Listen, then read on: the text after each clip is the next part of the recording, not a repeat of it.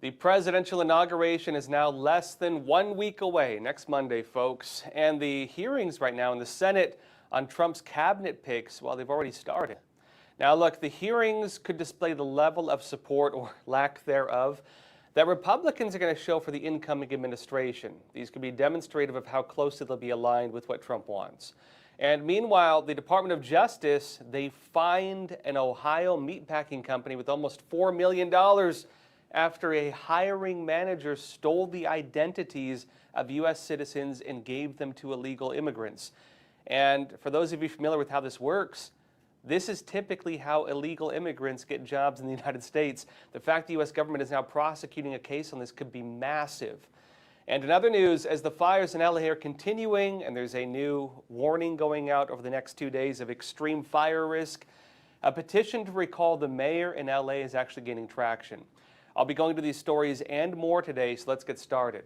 First of all, with the presidential inauguration next Monday, actually, coming up soon, the Senate is holding hearings on various appointments of President-elect Donald Trump's cabinet picks. Right now, Pete Hegseth is actually live with that. The hearings, they could display whether or not the Senate is with Trump and where, again, they're going to stand as he tries to move his different policies forward. And there are also some questions over how this will go for the cabinet picks who've been the focus of media attacks. Now, this week, more than a dozen of Trump's cabinet nominees will be going through the ringer and their Senate confirmation hearings. The appointees with confirmation hearings this week are Pete Hegseth for Secretary of Defense. Again, he's actually there right now. Doug Burgum for the Secretary of Interior. Doug Collins for Secretary of Veteran Affairs. Marco Rubio for Secretary of State. A lot of people are saying he kind of has his foot in the door already. Kristi Noem for Secretary of Homeland Security, Pamela Bondi for Attorney General, John Ratcliffe for Director of the CIA, Chris Wright for Secretary of Energy, Russ Vought for Director of Office and Management and Budget, Sean Duffy for Secretary of Transportation, Scott Bessent for the Secretary of Treasury, Lee Zeldin for Administrator of the Environmental Protection Agency, the EPA, and Scott Turner for Secretary of Housing and Urban Development. There are going to be more going forward as well, including, for example, Kash Patel and others. But look, for now, each of these nominees, they need 50 votes from the Senate if they're going to get in. Now, many people point out Republicans technically have more seats than that. If they all vote together, they're all getting in. Republicans have a majority of 53 seats in the Senate. So it depends on whether any detract from the Republican Party. If they don't march in lockstep, they might not get them in. It's also possible that some of the Trump appointees could get support from Democrats as well. Democrats currently hold 45 seats. There are also 2 independents, although the independents tend to be with the Democratic caucus. Now, there are also some Democrats who may take a much more moderate approach. Some are suggesting they'll even maybe move to confirm some of Trump's appointees. Senator John Fetterman, for example, he's come out as one who has suggested he may vote in favor of some of them, and he's become more of kind of a middle ground Democrat, interestingly. There also may be some others, given that we've recently seen several of them vote with Republicans on some key measures, like the Laken-Riley Act. The Laken-Riley Act, that's the one that, of course, goes after criminal, illegal aliens. And the Laken-Riley Act passed the House of Representatives. Republicans all voted for it, and actually a good number of Democrats did as well, although not like the majority by any means. But that does suggest something. That's now going to the Senate. And Rolling Stone last week noted on Tuesday, 4 dozen House Democrats joined Republicans in passing a viciously right-wing immigration bill, legislation that just last year was seen as a conservative messaging bill. And it notes that 6 Democrat lawmakers flipped their positions, voting for the legislation after rejecting it last year. It says there's a strong likelihood that the immigration bill will pass in the Senate too, after most of the Democratic caucus voted to begin debate on the legislation. It says so far at least 7 Democrats have endorsed the Laken-Riley Act. These are Senators John Fetterman, Ruben Gallego, Mark Kelly, Gary Peters, John Ossoff, Jackie Rosen, and Alyssa Slotkin. It notes their votes are likely already enough for the passage in the Senate, but Democrats could still provide more yay votes, it says, meaning that maybe even more Democrats in the Senate could vote with Republicans in the Lake and Riley Act, something that was deemed very divisive, very controversial, and is becoming more of a bipartisan act. Now, with the confirmation hearings, some are taking that as being maybe representative or indicative of how this could go. Because many were pointing out that not all, let's put it this way, the congressional divisions are not as strong as they used to be. And we're actually seeing a lot more people not taking as hard line of a stance as they used to. Now, things could get pretty tense, though, especially as allegations and online statements and all the appointees and all these things get dragged out for public debate. Basically, all of Trump's appointees, everything controversial they've ever said, everything they've ever been accused of, it's all going to be fair game for debate. And you're going to see all this dragged out in the public. A handful of Trump's appointees, they've run into more controversy than others. One of the biggest ones, you might remember, the early campaign pressure, heavily targeted Representative Matt Gaetz. He received more pressure than probably any of them.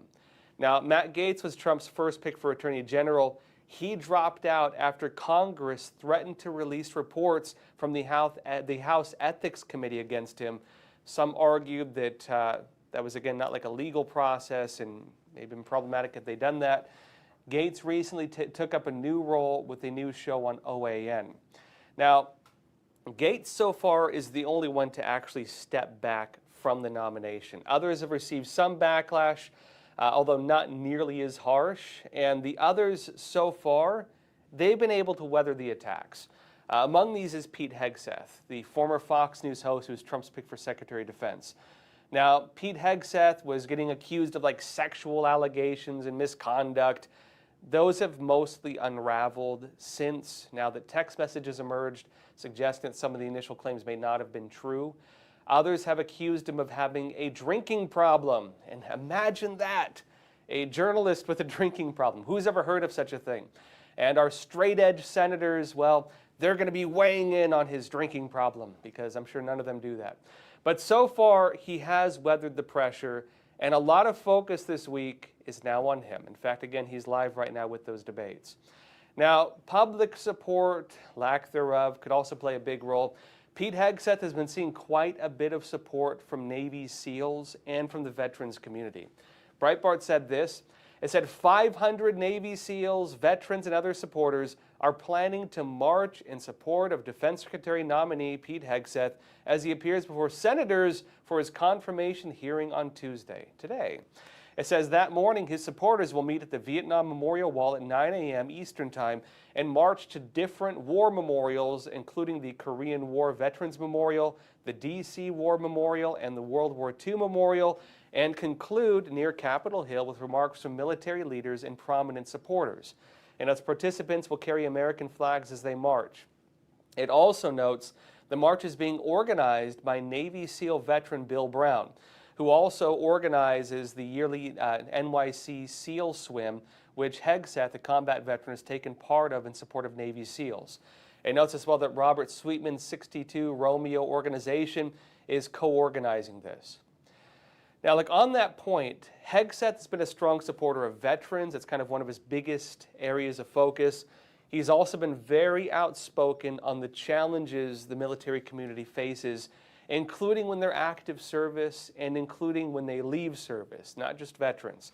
He also wrote a book on this that was called The War on Warriors: Behind the Betrayal of the Men and Women Who Keep Us Free. Now, in other words, he's kind of like more of a populist representative of the Department of Defense, if he gets in, right? He's taken more of a stance where he represents the boots on the ground. And this is the kind of a trait we're seeing with many of Trump's nominees. Many of them are expected to have a very similar approach. They're probably going to have more favor among service members, the boots on the ground, the average Americans, but they might have less support among the leadership and the more bureaucratic systems. It's on that side they tend to run into some issues. And on that point also, though, Pete Hegseth is also expected to be pretty strongly in line with Trump's vision for the Department of Defense. And again, among troops, they've been talking about this quite a bit. Real Clear Defense had an analysis on this. It said Pete Hegseth will bring to the position of Secretary of Defense an infantryman's experience in the endless and futile wars of the first 2 decades of the 21st century. It says after graduating from Princeton University in 2003, Hegseth served as an infantry officer in the Army National Guard. He deployed overseas in Iraq, Afghanistan, and Guantanamo Bay, Cuba. He earned 2 Bronze Stars and the highly coveted Combat Infantryman's Badge. It notes that what we know of Hegseth's public views on major international defense issues indicates that he will be a good fit for President Trump's America First agenda. It says his experience in Iraq and Afghanistan has made him skeptical of neoconservative and neoliberal plans to spread democracy throughout the world. I challenge this a little bit because actually he is talking today and he's been saying that he wants to have more of an active role, not of just demonstrating America's strength and going by our reputation of it, but again, re-demonstrating that we are a power to be feared by our enemies. But regardless, it says, seeing fellow soldiers die in endless wars focuses the mind and raises questions about the wisdom of the leaders and policymakers who either launched or perpetuated bad wars. I would agree with that based on what he's been saying. Again, actions speak louder than words. We'll see how he does if he does get confirmed. But he does seem to be more in line with the infantryman. He does seem to be more in line with the average troop on the ground, and does seem to be critical of the business of war. Now, the United States right now is facing several wars in the world, many possible brewing wars on top of those, and so it's a pretty rough environment to come into. It seems right now that Trump is looking to rapidly negotiate a peace deal between Russia and Ukraine. Trump is also working to get Hamas to release the Israeli hostages. In fact, even today, they've now made a plan to do that. Trump is also expected to put heavy pressure on Iran, especially on the financial front, and maybe allowing Israel to even possibly carry out actions against Iran. As for the Chinese Communist Party, the CCP has been growing increasingly hostile. In fact, they just said within the next 2 years they plan to invade Taiwan. They're coming out and saying this. Although with the CCP's weakening economy, a trade war, and a restoration of American manufacturing, meaning less business for China, on top of tariffs and sanctions, well, there could be ways around an open war. If the CCP collapses through economic means, that could do the job as well. But they are talking about war. Now, it's also possible we could see the U.S. military get used for domestic issues or operations outside of, let's say, normal combat. And this is actually one of the big points of discussion as well with the military, and something that Pete Hegseth will very likely be very important with. Now, these operations could be important for a lot of potential Trump policies. It has been floated that Trump may declare martial law in order to carry out his plans of mass deportations. He may use the military to massively deport illegal immigrants. He has suggested this. Trump has also stated his intent to deploy the U.S. military against the Mexican drug cartels, including actually with targeted special operations strikes, and also with a full naval blockade to block the drug traffickers. When Trump was on the campaign trail, he released a very long video detailing how he would use the military to fight the drug cartels. And if he makes good on that plan, Pete Hegseth will play a key role in that. Now look, we'll see what happens with these confirmation hearings, and we'll keep you updated on it. Again, they're going to be happening all week. Pete Hegseth is currently live with this. Now, in other news, though, even without Trump in office yet, there's a new legal case that could be pivotal on targeting illegal immigrants in the United States. And an issue that is often overlooked when it comes to crimes involved in how many of them get and maintain employment. Case in point, the Department of Justice has fined a meat packing company of Ohio $3.7 million over a hiring manager's involvement in an identity theft scheme to help illegal immigrants obtain jobs at the company even though they were not eligible. Now, the DOJ says this in its official statement. It says Freshmark Inc. has entered into a non-prosecution agreement with the U.S. Attorney's Office for the Northern District of Ohio in connection with its hiring manager's involvement in an identity theft scheme and subsequent obstruction of justice. It says the company was founded in 1920 and is a nationwide producer of processed meats under the Sugardale and Superior brand meat brands, along with several private labels. It notes, between 2013 and 2018, Homeland Security investigation agents arrested multiple Freshmark employees who used stolen identities to gain employment with the company.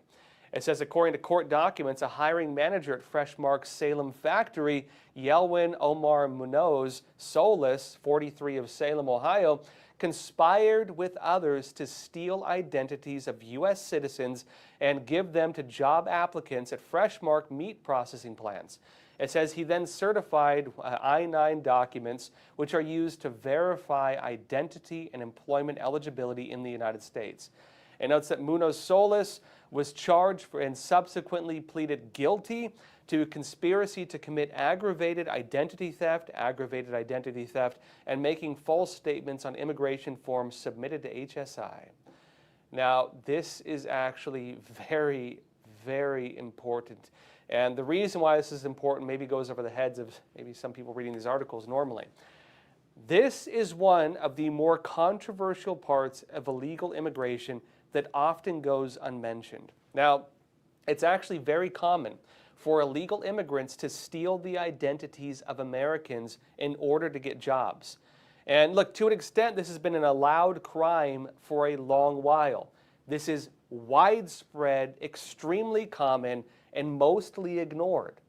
There are even gangs openly selling fake identities on the streets of New York City for this.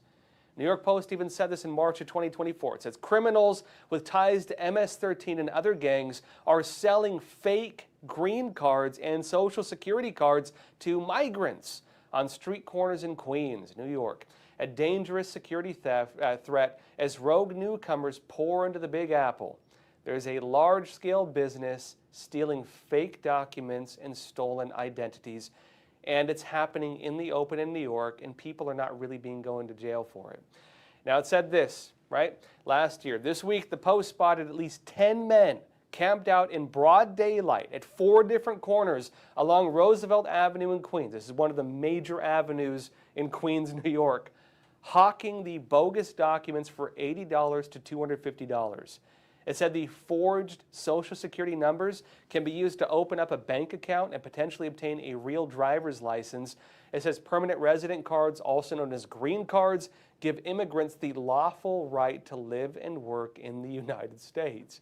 And it notes many migrants buy the forgeries to land jobs where employers do not look too carefully at the documentation.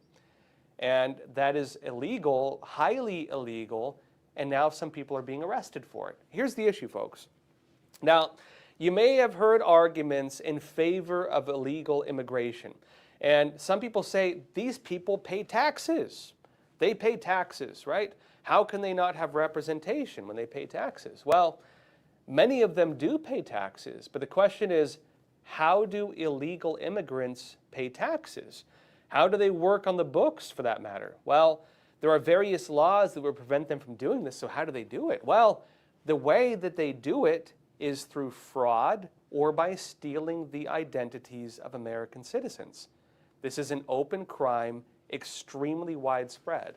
Now, for most of us, that would be a pretty serious violation of U.S. law if you or I were to steal someone's identity. But not for illegal immigrants, at least in recent years. This has been relatively tolerated for them to do this. They do it openly in New York. They even sell them in New York openly on the street. This may be changing, folks. It seems the message is starting to get out on this as well, and some people seem to be very concerned about it. The Boston Globe just last week said this. It said around 60 employees at Boston area Tate locations were forced to resign in recent weeks after being flagged by the Internal Revenue Service, the IRS, over paperwork discrepancies that could be tied to their immigration status, the company confirmed Friday. It says the move reflects fears from advocates and attorneys that immigration-related terminations will rise under the incoming Trump administration and hit the food industry and its many migrant workers especially hard. In other words, illegal immigrants who've been stealing identities, forging documents, and illegally working in the United States are getting on notice. Now, it notes on the campaign trail, President-elect Donald Trump promised mass deportations and crackdowns on undocumented immigrants, illegal immigrants. It notes that Helena de Silva Hughes, president of the Immigrants Assistance Center in New Bedford, said that may push companies to take a closer look at the employees on payroll. Because if companies are hiring people who have forged documents, the companies may get held liable for that. And the game is over on it. Now look, what's important here as well, that article mentioned that this is Trump coming into office and this is putting them on notice, they're all afraid of it. But it should be clear, Trump is not in office yet. This is happening under the Biden administration. The Biden administration right now suddenly is cracking down on this issue. It's the Biden Justice Department that's actually putting some of these companies on notice. It's the Biden Justice Department that is actually right now as we speak beginning to go after the issue of illegal immigrants using stolen identities and forged documents to illegally work in the United States. Something that, again, has been kind of swept under the rug for a long time, never really paid much attention to, but out of the blue now, they're doing something about it. But look, with the inauguration just a week away, it is setting the ground for possible deportations and maybe even criminal charges for people who have been committing fraud in order to either hire people or illegally work in this country. And this is a real shot over the bow, not just for illegal immigrants, because if they're buying stolen documents or making forgeries, that's a crime. They could get deported for it. They may even face criminal charges. But even the businesses could face criminal charges. And this is where it gets really interesting. Now, you might remember illegal immigration used to be taken a lot more seriously in this country. In fact, many of you may remember it used to be the case that if you had a business and you hired an illegal immigrant, even you could face criminal charges. Now, we haven't seen anything like that, even remotely close to that in recent years, but that used to be the case. And look, some companies have faced criminal pressure for not hiring illegal immigrants. How does that happen? Now, you might remember in 2023, for example, SpaceX under Elon Musk got sued by the US government because it was refusing to hire illegal immigrants, or what they refer to as refugees and asylum seekers. Now, many of them are now called, this under blanket terms, but a U.S. judge ended up blocking the case against SpaceX, and so the move against the company ended fairly quickly. But it still raised an issue. If a company cannot legally hire illegal immigrants, especially when it relates to space industries which have more regulations, then how could a company be legally punished for refusing to hire them? What's really important here is there's a flip. 2023, companies were getting sued for not hiring illegal immigrants.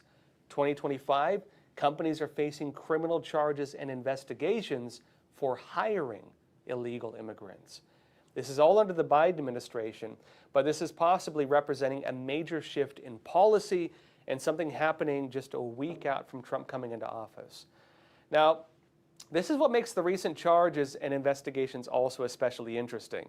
It seems there's a big shift that just took place on whether companies can hire illegal immigrants, and also, how they could face charges if they violate laws in doing so. Major developments. Now, in other news, as we recently discussed as well with the fires in Los Angeles, an individual was arrested. He was accused by residents of arson. The police eventually did not charge that person with arson, since they said there wasn't enough evidence, and they instead charged the individual with a probation violation. Reports suggest the individual is an illegal immigrant. We don't really know yet, but there are different claims on this. But actually, what's being left out of the conversation is there have been other arrests for arson in Los Angeles.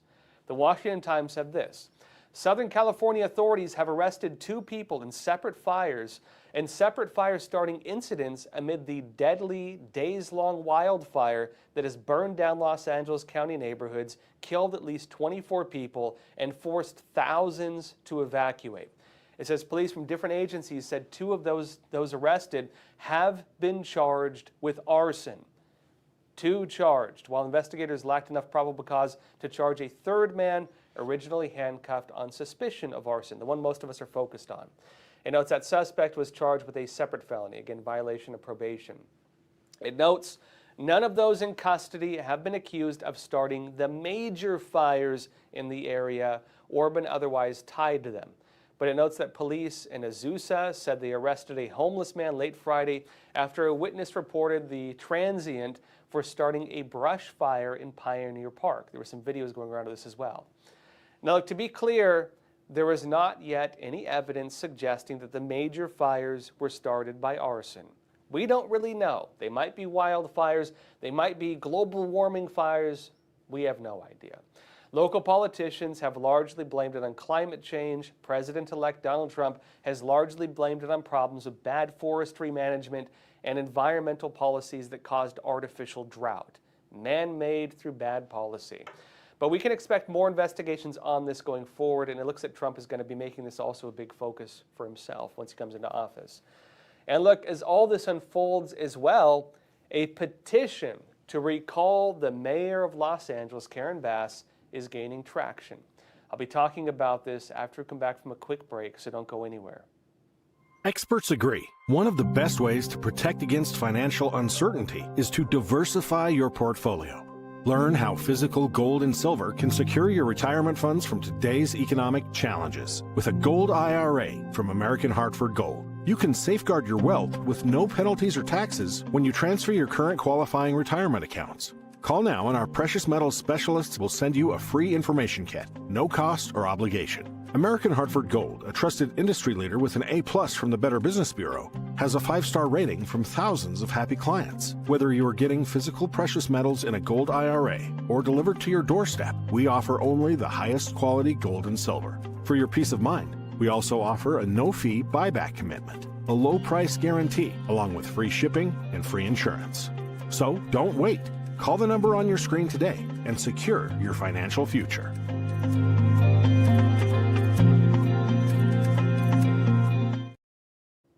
Welcome back. As the fires in Los Angeles are continuing, residents in the area are starting to get very unhappy with the local politicians. And this is showing up now in terms of actions they're taking, especially, look, with the fires going as long as they have and with the massive amount of destruction the fires have caused so far. And with this, there's actually a new campaign to potentially recall the mayor of Los Angeles. As of Monday afternoon, the campaign had over 126,000 signatures and counting, by the way. This is change.org. Here's what it says. Petition for the immediate recall of Los Angeles Mayor Karen Bass. And the demands are here. It says, 1, the immediate resignation of Mayor Karen Bass due to her failure to lead during this unprecedented crisis. 2, it says, a full, transparent investigation into the failures in disaster preparedness, response, and resource allocation that left our city vulnerable. 3, accountability for the mismanagement of taxpayer funds intended for disaster relief and recovery. 4, a comprehensive plan for ensuring the safety of all Angelenos in the face of our future disasters. And it's the people of Los Angeles deserve a leader who is present, accountable, and actively working to protect and serve our community. Mayor Bass's actions, they say, or lack thereof, have shown she is unfit for the office she holds. Now look, folks, it's possible this actually may have an impact.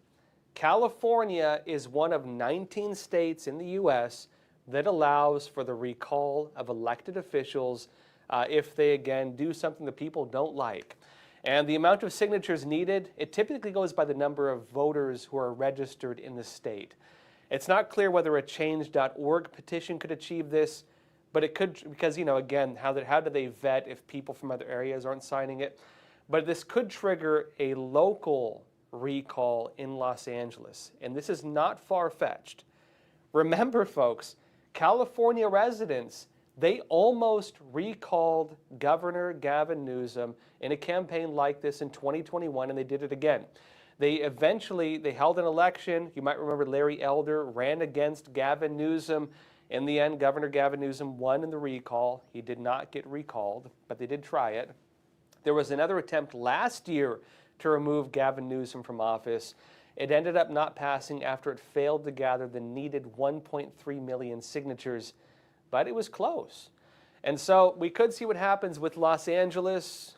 You are probably going to watch a political disaster on top of the natural disaster, and this will very likely be something that lasts a long time. Even once the fires stop, the rebuilding, the investigations, the scandals, this could be a huge shakeup for California politics. This could actually remake the state. All right, folks, that said, hit the like button, leave a comment, and let's jump into some questions.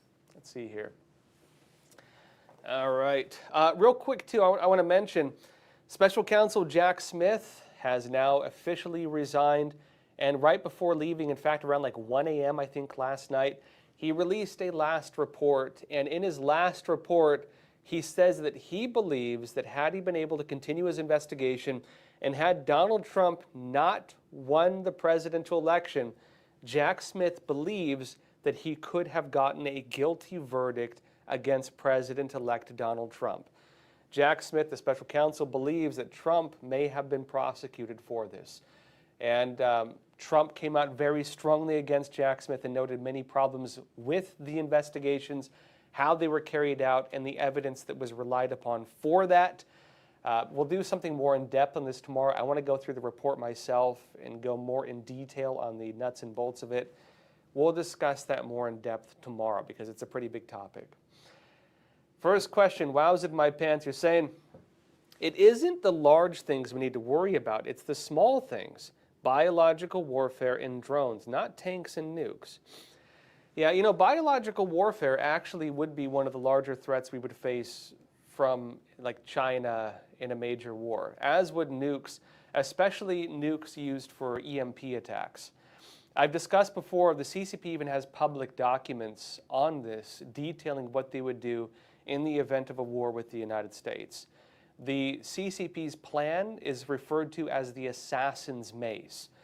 And the Assassin's Mace plan basically would involve this: high Earth orbit detonation of nuclear weapons. And what that would do would not, nuke a city or something like that, but the EMP, the electromagnetic pulse, would fry America's electric grid. They would use that, and they state this, they state it openly, they would use that to shut down the American electric grid. Then they would carry out targeted attacks on all of our satellite bases. They would not necessarily try to destroy the bases in their entirety, but they would go for targeted things. They would destroy the runways, they would destroy the landing pads on our aircraft carriers. You don't have to sink the aircraft carrier, you just need to make sure we can't use it to launch jets.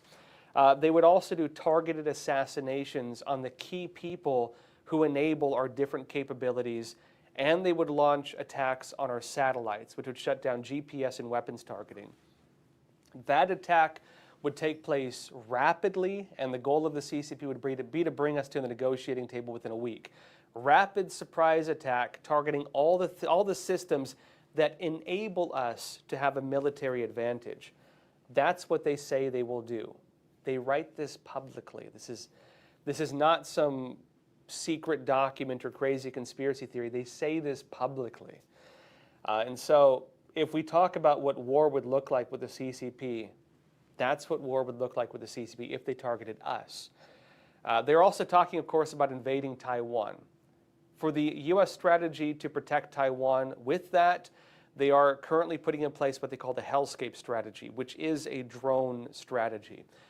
The U.S. is planning to deploy surface drones, aerial drones, and undersea drones, which will strike all the different CCP attack forces if they attempt that.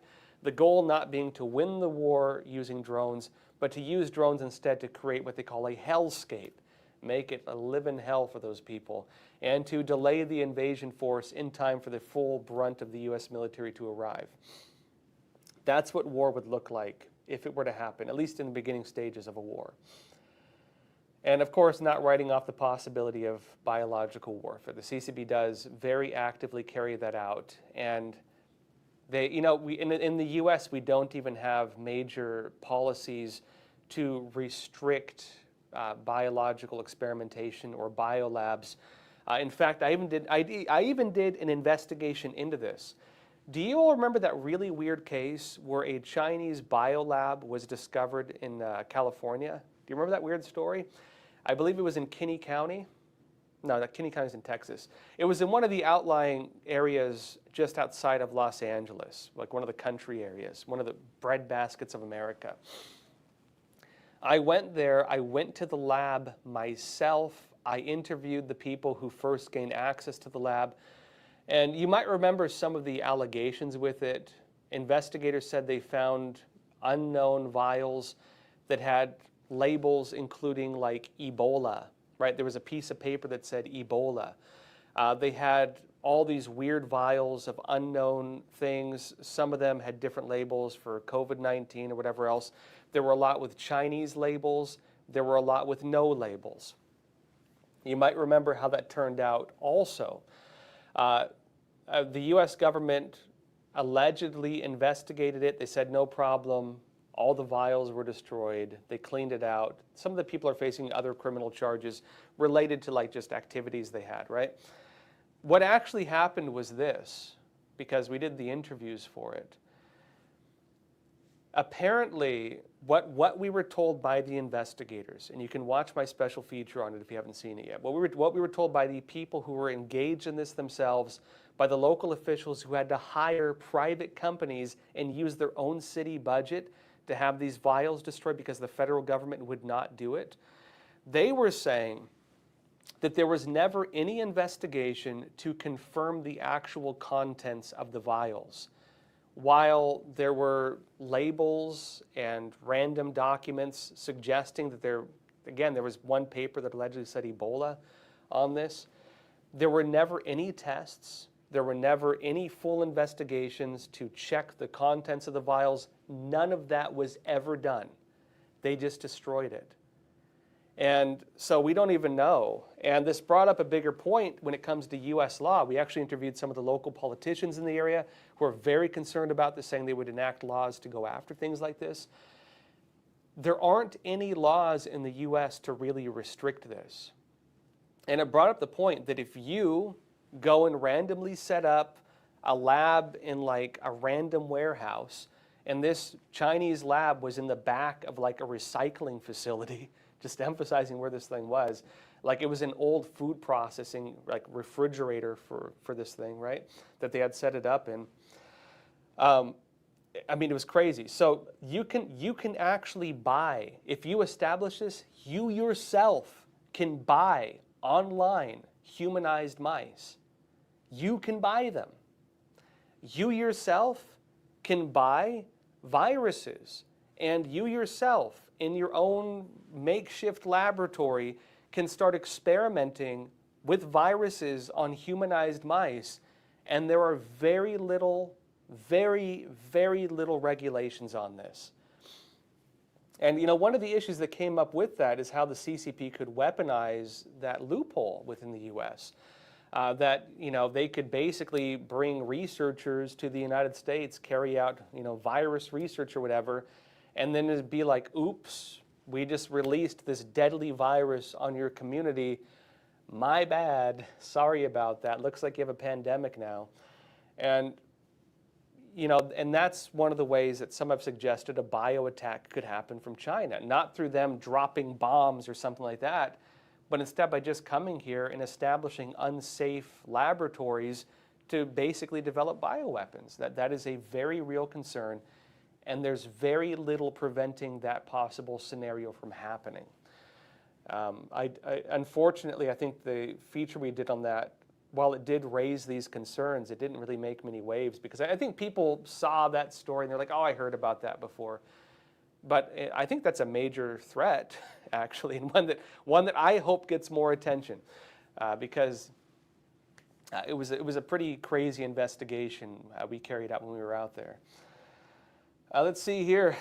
Emotion 007, you're saying Venezuela, Maduro regime just declared war on U.S. too.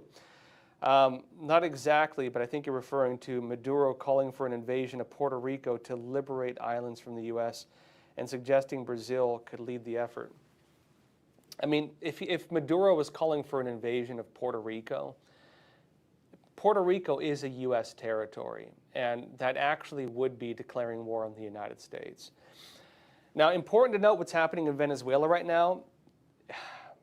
Look, we're going by noise, and we have to assume what is making the noise. Let me explain. Now, what we see on the surface happening with Venezuela right now is this. President Joe Biden personally, just I believe last week or the week before, met with the opposition leader of Venezuela. President Joe Biden declared that the opposition leader of Venezuela was the winner of the Venezuelan election, which means that the current leader, Maduro, is not the legitimate leader of Venezuela in the eyes of the United States, although he has taken over the country. This means the United States recognizes an opposition force and does not recognize the current government of a country. At the same time, as that meeting, they announced that there will very soon be mass protests in Venezuela. The opposition leader who Biden personally met with has suggested that his supporters will soon take to the streets, and Biden said that the U.S. will support, or at least watch, these efforts. If I were watching this normally, I would say this looks like a color revolution, that there's going to be a color revolution in Venezuela to overthrow Maduro. Now, on that point as well, the United States has an award out for the arrest of Maduro, meaning, and also is saying that Maduro is one of the leaders of one of the major drug cartels. So and also involved with FARC, a narco-terrorist organization. So they're saying that Maduro not only is the illegitimate leader, not only should he be overthrown, but he should be arrested, and that he's both involved in narco-terrorism, terrorism, and drug crimes, and also basically stole the country's election. Now, if you were to ask me, it looks like the Venezuelan regime is about to fall. The other problem you have is that Brazil, with Lula now in charge, not Bolsonaro because they pushed him out, with Lula now in charge, is very much aligned with Maduro. And so Brazil under Lula and Venezuela under Maduro work as kind of a collaborating force carrying out their objectives in the region. They've talked about war with Guyana, and now if Maduro is talking about invading Puerto Rico with the help of Brazil, that drags Brazil into that mess as well. And Brazil also now, trying to push censorship policies on the United States and everything else like that. The U.S. has not commented, as far as I know, on any issues with Lula, but this may become a problem. Now, with this in mind, the CCP, Russia, back when Venezuela was having large-scale protests, it looked like it was going to destabilize the country. You might remember the CCP and Russia intervened in that, and the CCP actually threatened the United States to not intervene. The Chinese Communist Party threatened the United States of America militarily, saying that if we intervened in Venezuela, it could start a war. And now you have us intervening in Venezuela and working possibly to overthrow Maduro there, meaning this is the possible expansion of what I've been talking about for a long time. Going back, folks, remember what I initially warned about, what I said would happen. I did a documentary called The Final War. I said that one of the main advisors to Chinese Communist Party leader Xi Jinping, a man named Qin Canrong, had laid out a military plan for the Chinese Communist Party to drag the United States into 4 wars. They wanted a terror war, they wanted a war with Russia, they wanted a war in Latin America, initially they wanted a war with Brazil, and then they wanted Taiwan. What have we seen since I reported that? We now see the U.S. dragged into a war with a terror group, Hamas, Hezbollah, right? The Houthis and everything else with the CCP pulling the strings. We now see Russia and Ukraine at war, with the United States getting dragged in, and with the Chinese Communist Party being deemed by NATO the key enabler of that war. We now see Brazil, the very country that Chin Ken Rung wanted the U.S. going to war with, getting dragged into a conflict alongside Maduro in Venezuela, possibly dragging the United States into that conflict. And we see the Chinese Communist Party preparing landing ships right now and saying that they will take over Taiwan within 2 years. Exactly what we reported would happen has since happened. And so it's working like clockwork. This is exactly what they said they would do. Let's see here. Sandy Sefkick, you're saying, does that money go back to those whose identities were stolen? You're talking about the illegal immigrants stealing identities. As far as I've seen, no. If your identity is stolen by an illegal immigrant, there's not much you can do about it. It's very rare for people to have any kind of compensation for that. It's even very rare for people to be prosecuted for it. This is one of the large-scale crimes that is mostly ignored in the United States. Because you know what it ties into? It ties into the whole problem of illegal immigration in general. That if a person illegally immigrates to the United States and gets a job, the only way they can work on the books is by stealing somebody's identity. And so all those major construction jobs, right, where you see these buildings in New York and they have a lot of illegal immigration, a lot of illegal immigrants working for them. I know people, I've talked to people, I've interviewed people personally who've been told, they get told by the people running those jobs that if they're going to hire them, they have to go to a location in New Jersey where they can go and basically get stolen identities. They do that in New York now, but they have entire systems set up where people who are illegal immigrants go and get this. And what they do is this. There are facilities they go to.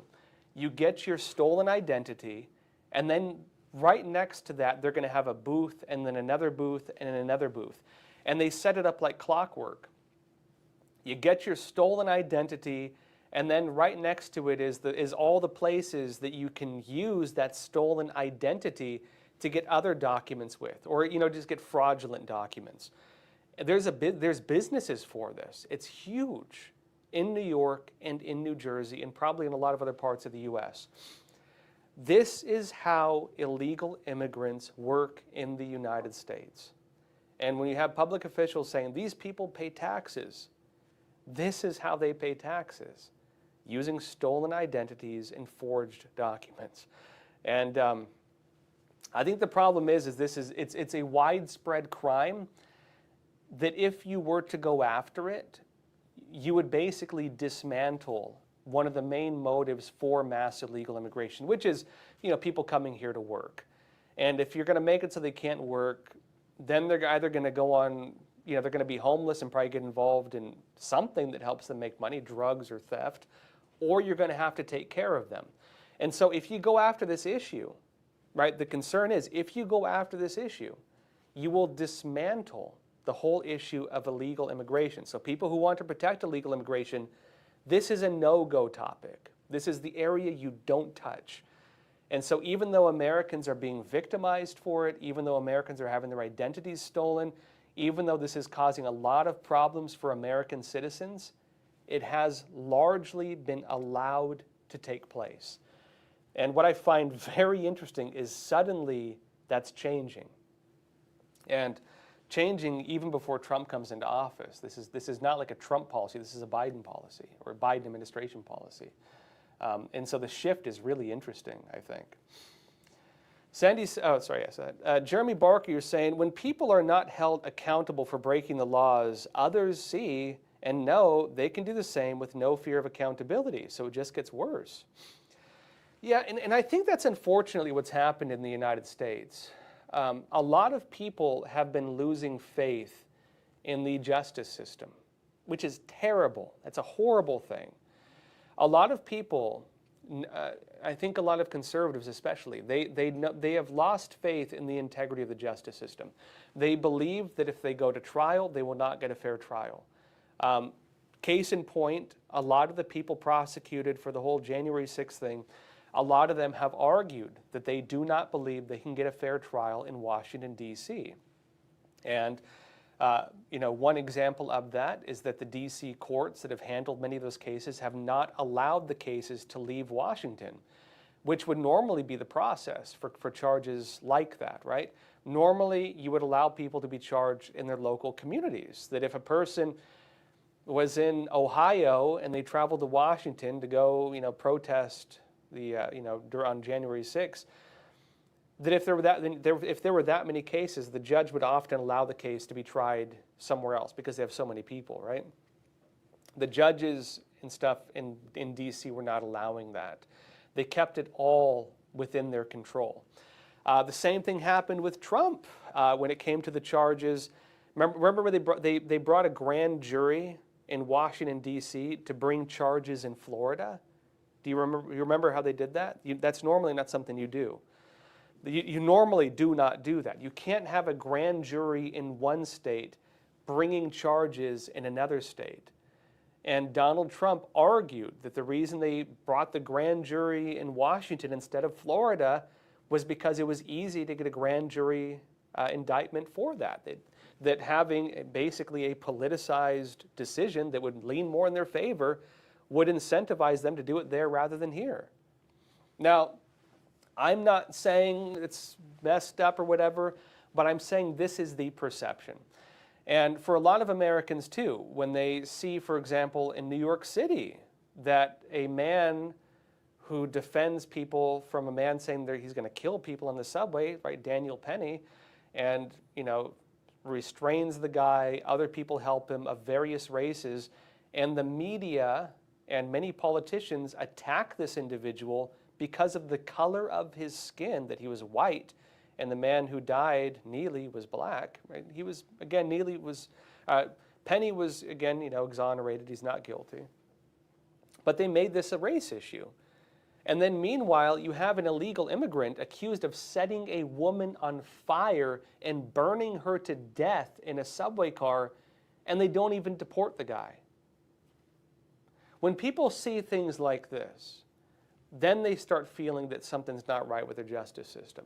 Where you have a two-tiered system, right? Where if the color of your skin is not right, if your political leanings are not to the liking of the people, that you're going to get treated differently. And when you start doing that, it upsets one of the foundations of justice, which is that Lady Justice is supposed to wear a blindfold. Lady Justice carries her scales and she has her sword, but she wears a blindfold. Meaning, she doesn't look at the color of your skin, she doesn't look at what your political leanings are, she does not discriminate. All she does is holds the scale of justice and holds the sword of justice. And that is all that is weighed. If you remove that blindfold from Lady Justice, you destroy the justice system. And I don't think we're that far yet where people have totally lost faith in the justice system, but I do think that DEI and a lot of the problems you've had with these Soros prosecutors who, even in public statements, remember George Soros wrote an op-ed about this in the Wall Street Journal, saying that he was backing the campaigns of prosecutors who he believed would institute a more racial, equitable policy when it came to prosecutions, meaning the color of a person's skin would be taken into account with how these prosecutors handle the cases. That was the publicly stated intent. Many of the prosecutors themselves, the DAs, they've denied that. But if you look at their campaign trails, many have also suggested it. And so people take notice of that. People take notice. And they start saying, why is this guy getting away scot-free and I'm being held to the most strict standards of law that you could possibly have? Why is it that this guy can walk into a store and rob them? Why is it that this guy can set a woman on fire on a subway car and get treated less harshly than this other guy? Is it race? Is it politics? What is it? Right? And so, this is the problem we're having. And I do think this is going to be a real challenge for Trump when he comes into office, because he is going to need to restore the integrity of the justice system, and especially restore the perception of integrity. Because, you know, when it comes to a country in general, when it comes to a political system in general, there's what they call the social contract, right? What was it? You know, the social contract is this idea that government exists through the consent of the governed, that there is an exchange, right?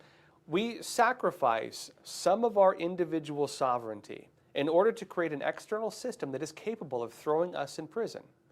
We create a system of power that has the ability to tax us, that has the ability to investigate us, that has the ability to go after us if it deems something is wrong. We do this, we have this agreement where we establish government among ourselves in order to form a nation, because we believe that this will benefit us. We believe this will protect us from plunder, as Frederick Bastiat would explain it. We believe that this will protect our personal interests. This will protect our life, our liberty, and our pursuit of happiness. That is why we institute government among ourselves. But if people believe that it no longer serves that purpose, then the social contract risks getting broken. And when the social contract gets broken, when faith in the establishment system is lost, it risks the very nature of what our country is. And I think we've come dangerously close to that as a nation. We've come dangerously close to this as a nation. And I would say that the enemies of the United States are grinning and laughing and happy about this, because this is what many of them want to achieve. Let me explain this.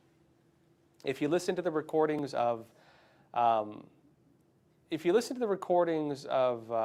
Bezmenov, Soviet defector, you might remember he said that one of the purposes of the Soviet Union when they were trying to destabilize and overthrow the United States was to demoralize the American people. And he said the demoralization process was to turn the American people against the pillars of society. They wanted to tear down religion, they wanted to tear down media, they wanted to tear down faith in the justice system, faith in the political system, faith in everything that is used to establish our nation, and even basic harmony among the different camps within a country, sowing divisions between races, sowing divisions between genders, sowing divisions between young and old, parents and children, government and the governed, police and the policed, everything, right? And by doing so, you drive a wedge between all the elements that make us a country. And the Soviets believed that they could do this to destroy the United States. We've come dangerously close to that state. And I hope that we do not cross the line of totally losing that. I do think this is going to be one of the bigger challenges Trump faces once he does come into office, because he needs to restore the faith of the American people in the American system, including in the justice system, including in each other, including in the institutions. And I know that we've come to criticize a lot of the institutions, but we need to find a way to restore faith in these if we're going to survive as a country. And I believe that America should survive as a country because we represent something very important for the world. We're the counterbalance to communist regimes. We're the counterbalance to these totalitarian, dictators and tyrants that have very nefarious intent for the world. America, despite its flaws, is the best we have. And so I do hope that this country can restore that, personally. DC's B, as you're saying, there are currently foreign companies and countries trying to push into beekeeping, farming, and ranching, buying up land and struggling farmers, ranchers, and beekeepers. Many beekeepers are retiring out of their companies as a prime target. Also, there was an epidemic of adulterated honey flooding out U.S. markets, driving down honey prices in much of the country. There are companies coming in and offering beekeepers 2 or 3 times the value of their businesses, trying to take over parts of the honey market's producers. That's really interesting. I have not personally heard this, but I find that very interesting.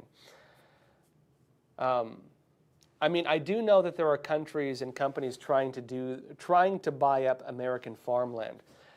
This is the first time I've heard this about bees. That's a great story. DC's bees, if you have any information on it, could you send it to me? I'd be interested in looking more into that. Thank you for letting me know. Crash Bandit, you're noting, Josh, I thought the 25 goals of the Communist Manifesto was read into the House record back in the 50s or 60s. Yeah, on that point, on the 25 goals of the communists, right? There's a book called The Naked Communist that lists this.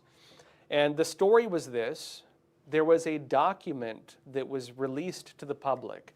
It was allegedly being published by a communist group in the United States, and it listed out the 25 goals of the communist revolution against the United States, and basically talked about everything we just talked about, destroying the pillars of American society. Now, people challenged that. They said it was never proven, this and that. I think it was credible. Personally, I believe it was credible because it does align fully with what communists have always said they want to do. And it was published by what seemed to be a communist group operating in the United States, right? I think it was credible, and it does reflect everything they've said they plan to do in many other publications. So even if, regardless of everything, it is what the goals are. Anyone who's curious about that, you can read it online. They do have it published, actually, the 25 Goals of Communism. And again, a book that contains it is called The Naked Communist, which you can buy online, I believe, still. Real quick, China is restricted from importing some honey into the U.S. Because a lot of it is fake and diluted and adulterated and otherwise. What the CCP does, though, is they just find ways around it. They reroute it through like Malaysia and stuff. This is the case. And they do that to kind of get around the labeling. That's actually one of the problems we have in general with food and restrictions on food from certain countries. On another note, so on another thing I've been thinking about. So I was at my local food store, right? And I was shopping. I have a Trader Joe's in my neighborhood. And I noticed in the meat section, there was a huge empty shelf. And I'm looking at the shelf, I'm like, what happened? And then it clicked, oh, that's where all the chicken was. There's no chicken. All the chicken is gone. And the same thing, I was like, all right, well, I'm gonna buy some eggs. I go to buy some eggs. There were no eggs left.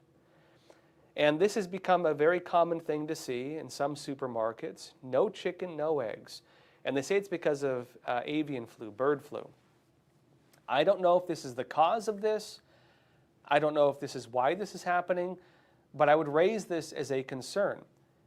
If we know there is avian flu in China, then why is the United States allowing meat processors to send chicken to China to be processed? Why are we allowing the chicken we buy in our supermarkets to be processed in China? You might remember several years ago, the laws allowing this were cleared by the US government. Why are we allowing that? And also, how do we ensure that they're not doing a bait and switch? That we send them American chickens to be processed, and they don't take those chickens and sell them on their market and give us their infected chickens. Because the CCP has been dealing with avian flu for a long time. Why do we allow this? I would take this as something that should be investigated as well. And I think it really raises some serious issues on why we allow this to continue happening, if we know there are problems with it. We as a country allow our chickens to be processed in China. What a ridiculous system, right? That we allow them to do that, in my opinion, of course. Okie Sherry, you're saying, Josh, I have seen it labeled honey sauce, honey blend, honey syrup, etc. I believe this is how they get around it. Yeah, there are methods to get around these types of things. You can call it honey-like, substance, or honey-flavored, or something like that. This is not just honey. This is with most ingredients. There are very subtle ways you can get around labeling. It's why, for example, you can have grape juice and grape drink. You know what I mean?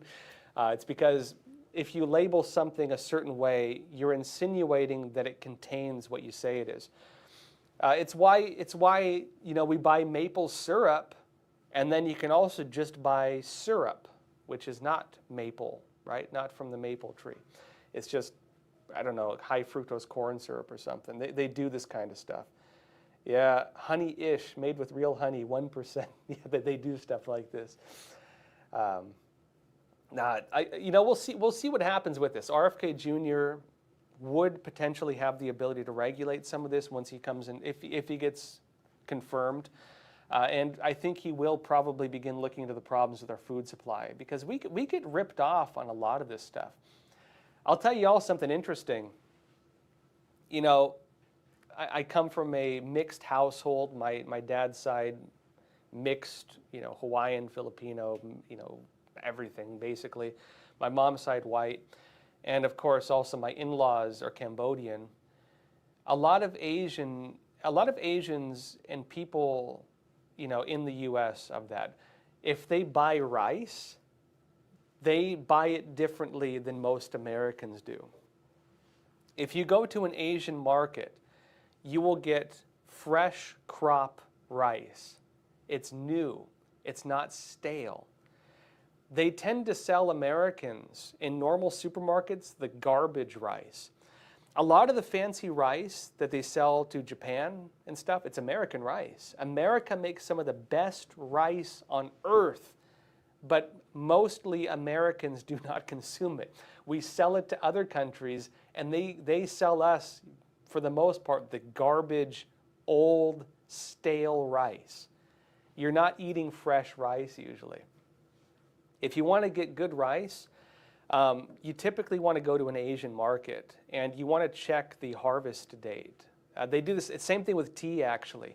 Americans tend to drink kind of like garbage tea. They sell us like the lowest grade you can possibly get. Whereas if you go to a lot of countries, the harvest date, you want to get like new harvest. Many people will buy it every year during the time of harvest, and the prices will go up based on that. Really, there's a lot of stuff that, because people are not aware of these things. Same thing with olive oil. We drink, a lot of stores will sell rancid olive oil, and a lot of people have no idea because they don't know there's an expiration date on it. They think it just stays good forever. Sometimes it doesn't. And so, small things like this, a lot of people are just not aware of, and Americans get taken advantage of it real bad, actually. And we tend to not have very good food, partly because of this, in some instances. And not all supermarkets are like this. I personally buy my rice typically from Costco, and I do find that Costco actually has pretty good rice. As somebody who likes good quality rice, I can say they have pretty good rice. So it's not everywhere, just being clear. All right, folks, that said, let's see, I'll do one more question. Enthos38, you're saying, question, how strong is the CCP, particularly if they lost their leader? The Chinese Communist Party, it has two faces right now. They are extremely weak, but they're also extremely dangerous. And let me explain this. The CCP's economy is collapsing right now, and it probably will further collapse, really. This was happening even prior to COVID. It's going to get a lot worse now. If it is true that they have a virus outbreak happening right now, we could see more lockdowns, and we could see a lot more problems in China that will affect the global shipping industry. They are having a real estate crisis. They're having a banking crisis. They're having a manufacturing crisis. And they're also having internal fighting within their government. Xi Jinping does not fully control the military right now. He's battling with his own military, trying to do purges and otherwise. He's doing anti-corruption campaigns, trying to prevent information from getting out. They're targeting businesses. A lot of foreign businesses are leaving. America's talking about renewing manufacturing. We're talking about de-risking. We're talking about building rare earth mineral mining in other countries. We're breaking away from China. They risk economic collapse. They're on the brink of economic collapse. The other side is, because for the CCP, the number one priority is the survival of the Chinese Communist Party.